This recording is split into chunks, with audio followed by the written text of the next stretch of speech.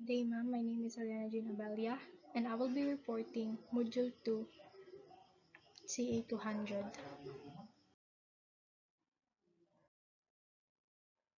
So we have here different kinds of programs and services. First is Alcohol and Substance Abuse Treatment Program. Next is Anger Management Program, which is important because of our tempered we commit crimes. Educational Vocational Program. Family Development Programs. Guidance and Counseling Services. Library and Law Library Services. Recreational programs. Religious services, which is important because of church. We know how to identify which is good and bad because church will teach us the good deeds. Sex offenders treatment program. Temporary release programs. So temporary release program is to give the prisoner a short time to visit their family, which is for example kay kanang burial. Trauma programs. Transitional services programs. Veteran services programs. And last is volunteer services and programs. So now we will talk about Sing Sing Correctional Facilities. Sing Sing Prison on the Hudson River at Ossining, New York. So we can locate Sing Sing Prison on the Hudson River at Ossining, New York. So this is the example of Sing Sing Prison, which it's an island. So since 1826, the Sing Sing Prison is the oldest institution in the United States, and it is well known because of their punishment. Sing Sing Prison on the Hudson River at Ossining, New York, originally known as Mount Pleasant Prison. It was constructed in the village of Sing Sing on east of Hudson River, and most of the early convicted criminals traveled by boat to Sing Sing. The phrase "up the river" came to mean going to prison. So this is Alexis de Tocqueville. Notable visitors to the prison, author of Democracy in America. The French government sent him and Gustave de Beaumont to the United States in 1831 to gather information about American penal system. So this is Gustave de Beaumont. So Gustave is Alexis' companion on his famous trip to America. So that maka-observe sila og how does American prison system ang ilang pamuhat. And along the way, they observed and collected material which would later produce Tocqueville's book Democracy in America on 1835-1840 and Beaumont's book Marie on Slavery. Alexis and Gustave amazed at the total subjugation under which prisoner work and administrative power the warden wielded at Sing Sing. So we have Captain Elam Lintz. He helped to create the Aborn system, which consisted of congregate labor during the day of isolation at night, starting in 1821 and was warden of Sing Sing from 1825 to 1830. But he resigned as a warden of Sing Sing in 1830 and returned of Aborn in 1838. He was asked to leave the prison a year later after the death of prisoner who was punished severely of feigning illness, which is because of that incidents, he was asked to leave. And despite of this record, Sing Sing rehired Linz in 1843. Whipping and floggings are commonplace punishment at Sing Sing. Frequently used was the cat o' nine tails, a cruel whipping construction whose lashes were often tipped with metal or barbs. Its use was finally abolished by the New York State Legislature. So, whipping and floggings were the most common punishment before at Sing Sing, and especially the most used is cat o' nine tails. So, we have here the example of whipping and floggings, and especially the cat o' nine tails. Lind was warned inmates were expected to refrain from making noise.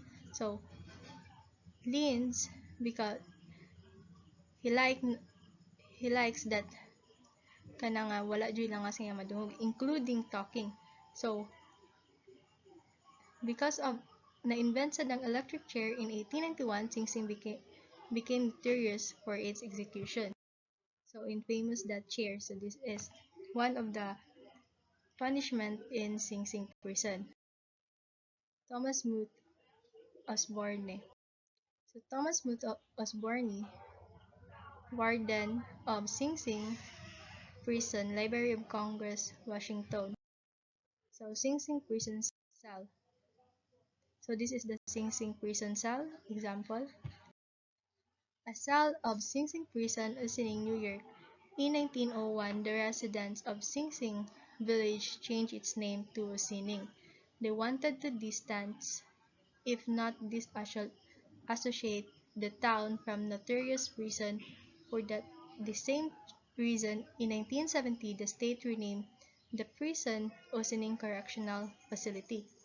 So, in 1901, the residents of Sing Sing village, they changed the name into Ossining because they wanted to distance themselves or di na mag-apil-apil because of that prison. And for that the same reason, so in 1970, so na-change jud ang prison into Sining Correctional Facility. Aborn State Prison. So prison located in Auburn, New York, opened in 1816, is established a disciplinary and administrative system based on silence, corporal punishment, and congregate group or labor. They saw crime as a product of chaos. Necessary to its eradication was a structured environment in which deviance could be separated from disorder of society and contagion of one another. There was to create penitentiary, a new institution for reforming offenders and ultimately restoring social stability. So, they saw crime is disability. So, they realize nga magamat na lang sila og lain nga correctional facilities, which is penitentiary. And what is penitentiary? So, penitentiary. So, penitentiary, a place of imprisonment, reformatory discipline, or punishment, especially a prison maintained in the U.S.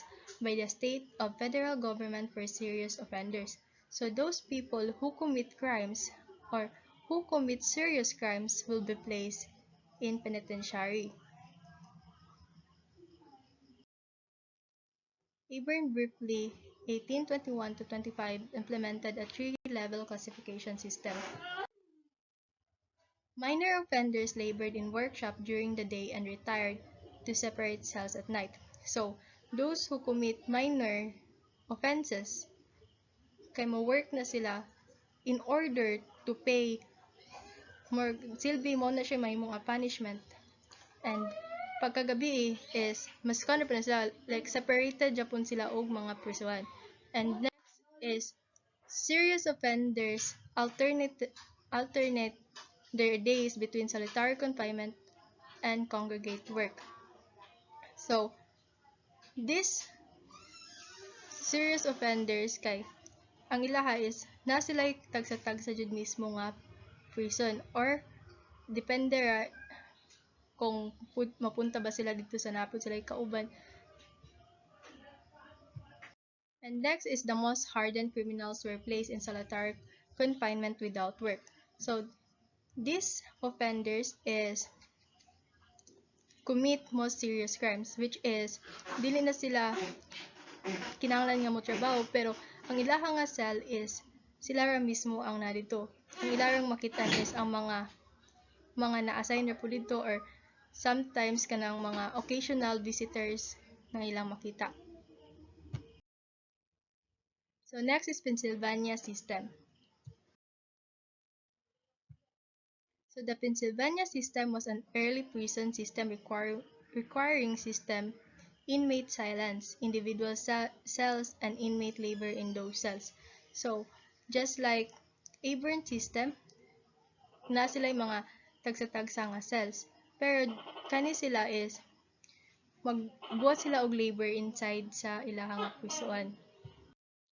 Penal method based on principle that solitary confinement foster penitence and encourages reformation. An exercise yard completely enclosed to prevent contact among prisoners was attached to each cell's prisoners so no one except institution officers and an occasional visitors. So, sa gisulti pa ganina is makita rin nila is except sa mga institutional officers nga na-assign na nga lugar and mga occasional visitors. Mura nilang makita because of their serious crime nga nabuhat is wala gi pa-implement nga kanang sige sila gipagawas-gawas or always sa sila nga nasalod sa ilahang nga cell. And different types of criminal punishment. So the following are 5 of the most commonly seen types of criminal punishment. So first is incapacitation. So incapacitation seeks to prevent future crime by physically moving criminals away from society.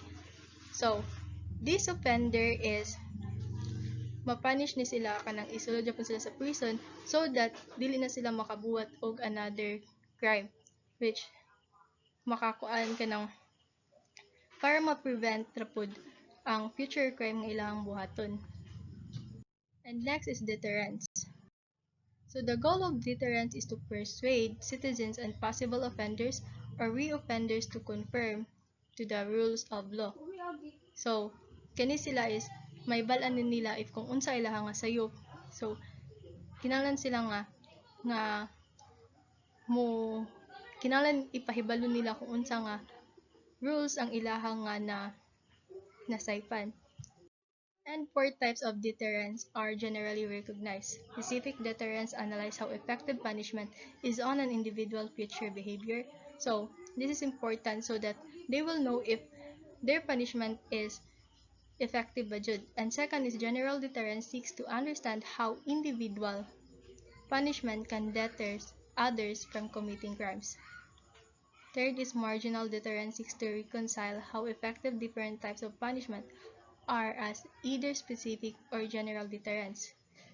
And next is partial deterrence refer to situation in which the threat of penalty has some deterrent value even when someone engaged in illegal behavior. For example, a criminal simply robbing a victim instead of also causing physical harm.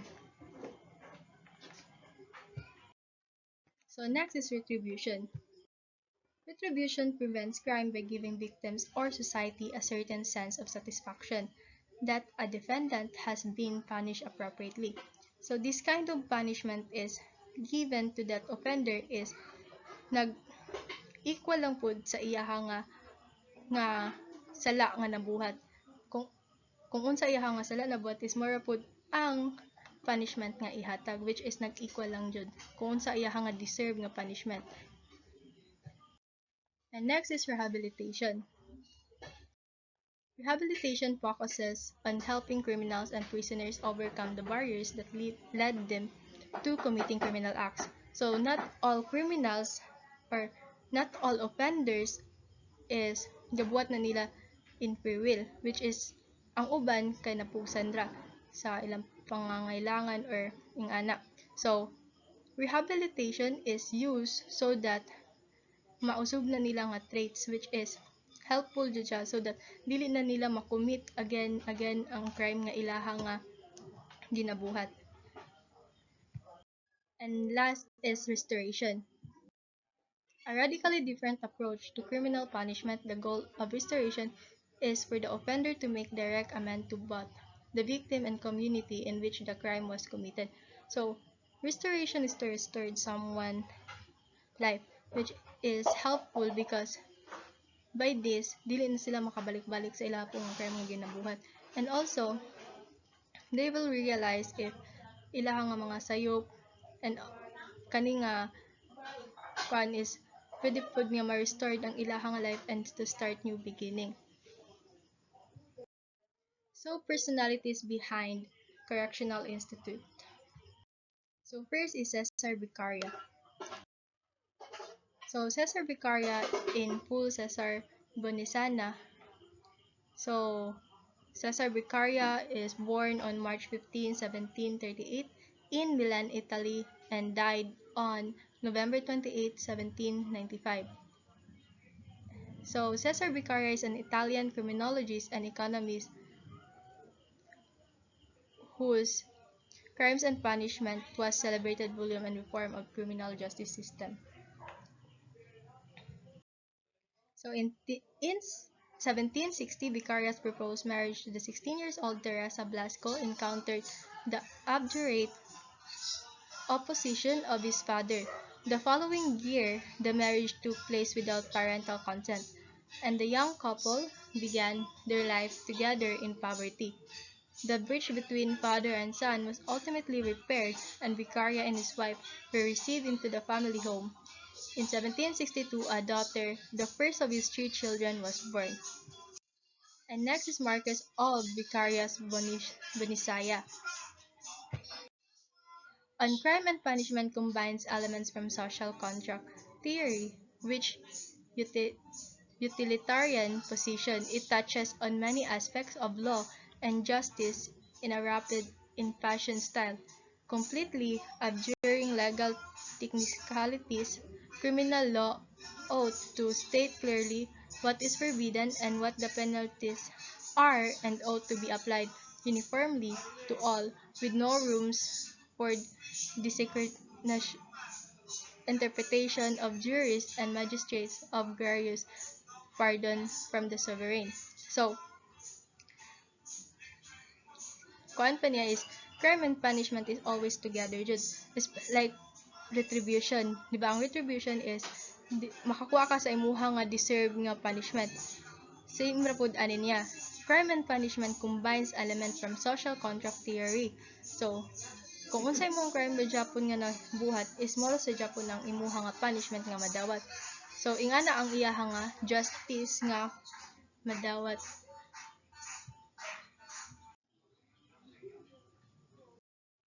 So, Vicaria sought in all cases to minimize or abolish the use of violence and the infliction of pain. He argued against the use of torture in the gathering of evidence, highlighting its absurdity, and against the death penalty, emphasizing its failure to deter. So, Vicaria is opposite din siya kayo ng mga torture, mga death penalty, kay dili jud kuno na siya makatabang to give justice sa mga victim. The thrust of the work was to guarantee the individual citizens against arbitrariness, delay, secrecy, and useless and excessive violence, and in the codification of the law and the application of penal sanction. So, diba, excessive violence is so useless sir ang mga ingana ko no, like mga violence nga kuan kay not all mampud nga nakakommit og crime is ay like ang mga suspect or mga nasultian niya sila ang nakasala. kay some of kuan kay na user og money. So Cesar Lombroso. So Cesar Lombroso is described as the father of modern criminology. Cesar Lombroso theory of the born criminal dominated thinking about criminal behavior in the late 19th and early 20th century. So, Cesar Lombroso believed that criminals are being born. So, if your father is a criminal, then you are a criminal. Muna iya nga gibilieve. Kung imong mama is criminal, then you are a criminal. Founder of Italian School of Positivist Criminology, he rejected the established classical school which held that crime was a characteristic trait of human nature and the rational choices were the foundation of behavior. So, siya ang ga, siya po ang founder sa Italian School of Positivist Criminology. So, positivist is mga natural nga mga criminals. So, criminals are being born. And Cesar Lombroso is rejected the classical school because it held that crime was characteristic trait of human nature and that rational choices were the foundation of behavior. So this is William the Conqueror. So William the Conqueror is the greatest soldier and rulers of the Middle Ages because he is the greatest soldier and he made himself the mightiest noble in France and then changed the course of England history by his conquest of the country. So he is the greatest soldier and the rulers of Middle Ages and because maayo kay siya mo rule and to take control sa iyang nga lugar. So gitawag siya og William the Conqueror. So next is Enrico Ferri. So Enrico Ferri was born in Lombardy in 1856 and worked first as the lecturer and later as a professor of criminal law, having spent time as a student of Cesar Lombroso. So Enrico Ferri is the only student of usa po siya sa student ni Cesar Lombroso. While Lombroso researched anthropological criminology, Ferri focused more on social and economic influences on the criminal and crime rates. So, napod sila yung mga tagsa-tagsa nga gina-focus, which is, kang Lombroso is, nag-research siya about anthropological criminology. And, in the other hand, Ferri focused more on social and economic influences on the criminal and crime rates. Ferri's research led to him postulating theories calling for crime prevention methods to be the mainstay of law enforcement, as opposed to punishment of criminals after their crimes had taken place. He became a founder of the Positivist School, and he researched psychological and social positivism as opposed to the biological positivism of Lombroso. So, Ferri, di ba, kang Lombroso is, he believed that criminals are born, while Ferri, yan ang nag-i-oppose because napoy social positivism, which is, ang ubang criminals is natakdan ra sa ilang environment. Depende ra sa mga tawo nga iyaha nga gituyukan. So, ni-oppose siya sa biological positivism of Lombroso. And next is Clifford Shaw. So, he is an American sociologist and criminologist. He was a major figure of Chicago School of Sociology during the 1930s and 1940s, and is considered to be one of the most influential figures in American criminology. His work on juvenile delinquency with Henry D. Mackay, conducted in the late 1920s, played a pivotal role in moving the study of such delinquency toward the discipline of sociology and away from psychology and psychiatry. And that's all. Thank you.